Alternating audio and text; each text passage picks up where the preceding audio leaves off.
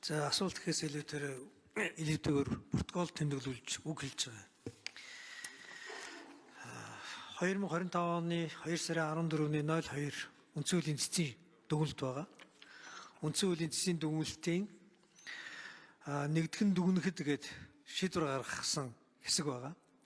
Энэ шийдвэр гаргасан хэсэг дээр юу гэж бичсэн байгаа вэ гэхээр Монгол улсын шүүхийн тухай хуулийн 47 дугаар зүйлийн 47-гийн 6 дахь хэсэгт шүүгчээр 30 түүнээс дээш жил ажилласан бөгөөд 55 наснд хүрсэн бол өндөр насны тэтгэвэр тогтоолно гэд хатуу заасан нь шүүгчийн тэтгэврт гарах насны дээд хязгаар хүртэл буюу 60 нас хүртэл нь энэ томилох зарчмыг алдагдуулсан байна гэж үндсэн хуулийн зэц үтсэн байна.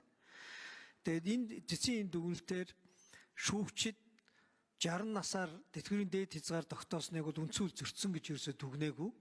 Харин тэр хүртэл нь ажиллах боломжийг энэ 55 наснд хүрснээр тэтгэврт гаргана гэд 30 жил гэдгээр тогтоосныг үндсэн хуулийн зөрчил гэж үзсэн учраас энэ хүрээнд нь шүүхийн тухай хуульд өөрчлөлт оруулахаар байнгын орон дээр ярилцаж энэ дагуу шүүхийн тухай хуульд өөрчлөлт орж байгаамаа гэдгийг сануулж хэлж байгаа.